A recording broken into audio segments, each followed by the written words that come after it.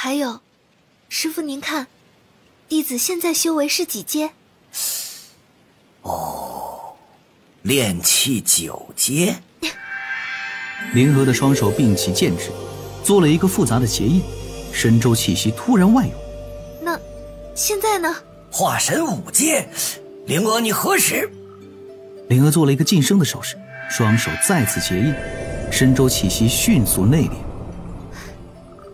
这是师兄传我的归西平气诀，能够隐藏自己的修为，只要不被真仙层次的人接触躯体都可以隐藏，且能模拟出自己想表露出的境界。齐元老道的脸上只剩下震惊。师父，师兄入门100年，您大部分时间都在闭关修行，冲击仙人境。您对师兄的了解和关照实在太少了。灵娥端起茶杯，左手2根仙指托着杯底，右手托着茶杯，轻轻抿了一口，目光中已经没了迟疑。趁着师兄被九巫师伯坑去了东海，弟子想把这些事跟师父您说清楚。弟子在旁一直看着师兄为师父您做了许多事，但师父您一概不知，且每次见到师兄，不是责骂就是说他如何不堪。师父，师兄现如今距离成仙恐怕已经不远，而师父您冰姐用的融仙丹，若弟子所料不错，也就是数年前历练大会，师兄去北距泸州深处亲手挖来的仙节草，而后炼制而成的。师父您为自己成仙劫发愁，而师兄此前最挂念的也是师父您的天劫，为此做了许多努力。师父您看到的只是那只法眼鸟笼，其实师兄这2年还做了10多件抵抗天劫的宝物，但在后续试验时都是无效。弟子仅有几次见师兄懊恼，就是他蹲在那些被雷劫劈坏的宝物前。弟子唯一一次见师兄紧张，就是在师父之前渡劫的那片刻。灵娥看着齐元老道，后者却已经是双目茫然，坐在那儿如同木化了一般。师父，师兄真的很不凡，这并非是弟子妄言。慢慢的，灵娥讲述着自己所知的有关师兄的事。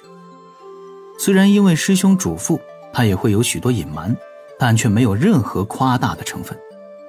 齐元渐渐回过神来，让灵娥再次施展了一次归西平气诀，又看了看灵娥身上带着的诸多仙丹毒丹，这老道又坐在那儿陷入了沉思。片刻后，齐元有些不安地问道：灵娥，你说为师该如何做啊？带你师兄回来去褒奖他一番。师父，您最好就当弟子今天什么都没对您说过，当此事并未发生，平日里该如何还是如何。稍后师兄进来接我们了，您就拿着拂尘抽他的屁股，但别真的用力就好。每次师父您要打师兄，其实都是师兄故意露出破绽，让师父您捉到的。齐元的额头挂了几道黑线，苦笑：为师就这般不堪吗？师父您英明神武，仙法无边。灵娥连忙喊道：那为师就当没听你说这些。师兄这个人啊，最想要的就是别人不关注他，然后自己闷声发大财。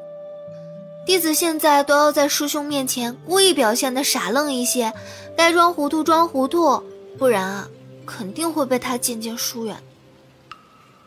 灵娥的话锋一转，开始数落起平日里李长寿如何欺负他这个小师妹，试图缓解师父心底的郁闷感。很快，齐元就被他逗得连连大笑，精气神再次饱满。你呀！齐元起身走到了一旁，看着此地阵法种种自己都弄不明白的布置，不让小徒弟看到自己此时有些湿润的眼角。是我这个做师傅的太自私了些，就想着渡劫，就想着闭关。唉，师傅将你师兄带进门，传给他功法后，就一直在闭关，一直在闭关。这次渡过了天劫，本想着好好指导你师兄妹修行，却发现为师才是一直被关照的那个。罢了罢了，师父不管了，不多管就是了。有图如此，为师也可告慰小琼峰一脉各位师祖。言罢，齐元扭头看向兰陵娥。而且为师的小徒儿现在也如此懂事了。灵娥有些不好意思地笑了笑。为了能配得上师兄，弟子一直很努力呢。哦，师父喝茶，茶都凉了。今天弟子所说的是，师父您千万不要揭穿啊。好，咱们一同装傻充愣，在你师兄面前演戏。齐元坐回矮桌后，把拂尘拿了出来。稍后为师教训你师兄，你也一同出力，试试手感。灵娥顿时眼睛一亮。可以吗，师父？自然，把为师当猴耍了这么多年，当然要好好收拾他一顿。兰灵娥顿时欢呼雀跃，并跃跃欲试。放心吧，稍后为师就闭关参悟诛仙修行法，今后这小琼峰你们师兄妹折腾就是了。言罢，齐元看着面前的茶水，看着里面倒映出的苍老面容，不由摇头轻笑。当真？妙不可言。出来了几天，山里应该没事儿吧？回返渡仙门的路上，李长寿心底略作思量，师傅应该还在其他峰上喝酒，小师妹那边自己也叮嘱过，让他老老实实的闭关修行。最可能出现的麻烦就是有人会去小琼峰，然后误闯丹房周遭的阵法。困阵和连环阵虽然没有杀伤力，但在其中停留稍久，就很容易心境失衡，滋生心魔。不过上次差点逼疯了九巫师伯之后，李长寿也在连环阵当中做了一些小改动，他留下了一条待客之路。如果闯入阵法的是外贼，逼疯对方直接抹杀自然无妨，但是仙门有护山大阵，外贼平时如何能混入呢？一般情况下，闯入阵法之人应该就是那些带着奇怪的目的而来的同门，打杀逼疯都不妥当。所以李长寿在一条死胡同的路上设置了一些引路牌，将闯入者引到一个舒适温馨的环境中，暂时稳住对方。这样既能够避免后续的尴尬，也能让对方不到处乱走，自己还有充裕的时间做其他的布置。而且万一困住一个真仙，对方不断的出手轰击四周，有可能会触发隐藏的杀阵，闯阵者是死是伤倒与他无关。不过到时候门内问责他违规建阵，那就有些麻烦了。表层阵法的作用就是为了阻止其他人靠近丹房，而在阵中设置一个待客间，就能妥善解决以上这两个比较关键的问题。这也是李长寿深思熟虑之后采取的必要措施。更何况他还借用了自家师傅的名义，引路木牌的字迹都是模仿师傅的，毕竟师傅是峰主，自己只是小琼峰的大弟子，总算快回去了。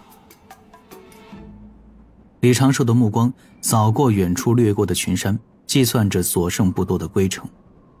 回去之后就继续压着修为，琢磨三昧真言。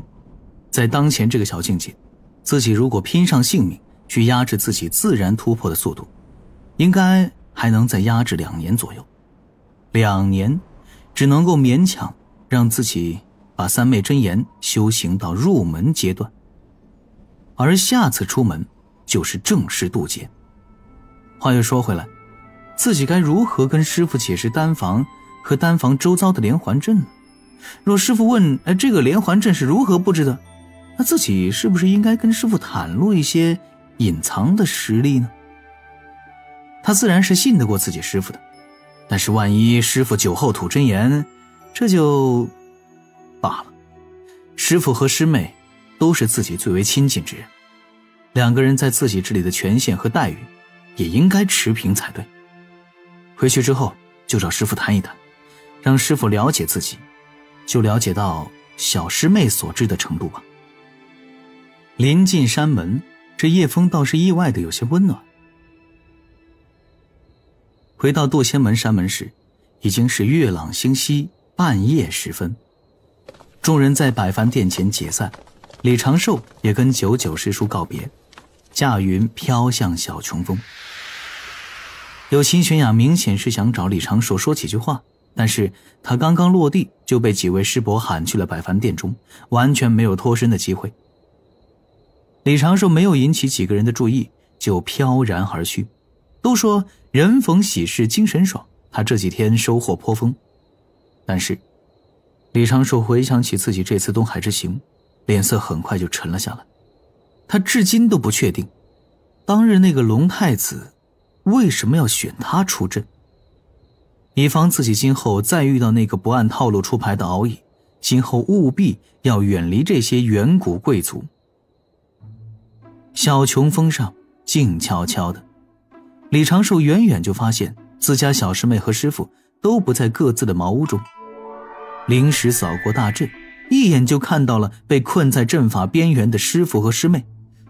这是怎么一起被困进去的？师父一直闭关不知后方阵法，灵娥却是施工时的观众，怎么就一起钻进去了？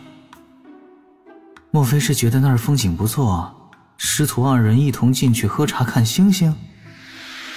李长寿驾云飘了过去，先不急着将2个人放出来，而是把大阵内内外外检查一遍，方才摸出控制阵法的玉牌，关闭外围困阵。微风吹拂，林中白雾来去，原本茂密的丛林也少了一些树丛。灵娥顿时欢呼：师父，师兄回来了！齐元老道精神一振，先要起身，又想到了什么，坐稳身形，板起老脸，抄起拂尘。你这混啊！好你个李长寿，还不过来受罚！正在空中飘来的李长寿眨了一下眼睛，嗅到了一丝不同寻常的味道。他刚落地，师父手中的拂尘就甩了过来。晋升谪仙之后，齐元老道的实力当真是有了飞跃。这拂尘转眼间画出了漫天白网，若非李长寿极力忍耐，他的本能很有可能会拖着他直接遁走。白网落下，李长寿被拂尘绑了个结结实实的。灵娥在旁侧立刻一个软趴趴的饿虎扑食，李长寿顺势被师妹推倒，林间响起了几声惨嚎和笑语。但这次给师兄的教训并没有灵娥想象中的那么激烈，完全不反抗的师兄，旁边全程观战的师父，让他略微有些无从下手。自己只是小师妹，师父不做示范，总不能真的打师兄吧？抬头，灵娥突然看到了自己师兄那略带警告的目光。哼！他心一横，素手扬起，恶狠狠地落下，但又即将在接触时停住了。最后，这只仙手也只是落在师兄被师父打过几次的位置，又想起这里被师父打肿了好几次，禁不住轻轻地揉了揉。灵娥果然长大了。李长寿一脸欣慰，欣慰中又透露着少许的无奈，苦口婆心：女儿家呀，一定要含蓄。垂涎归垂涎，癖好归癖好。师兄呢，也不是不理解你，毕竟你也到年纪了。但是身为炼气士，还是要克制一下自己心底的冲动，因此生出心魔怎么办？你说是不是？不是，我只是……灵娥俏脸瞬间涨红，有些慌张地瞧脸师傅，发现师傅也是皱着眉看着自己，一副欲言又止且尴尬的神色。我刚刚只是……臭师兄，你欺负人！哎，这君子动口不动手，你怎么就穷凶极恶的上嘴了？哼，说不过你还咬不过你。哎，我师傅，您不管管小师妹了，这以后还怎么嫁得出去啊？要你管，我老死在小琼峰。林间，齐元老道不知何时已经转身离去，这老道的嘴角挂着少许微笑，慢悠悠地飘回自己草屋。不多时，李长寿满头草屑，衣冠不整地走出林子，看着自己胳膊上的几个牙印，当真是有些哭笑不得。哈哈，小师妹属兔子的，实锤了。身后的灵娥脸蛋红红的，却假装若无其事地看着星空。到了草屋前，齐元老道一缕传声入两人耳中：为师今日开始就要闭关参悟诛仙修道之法了。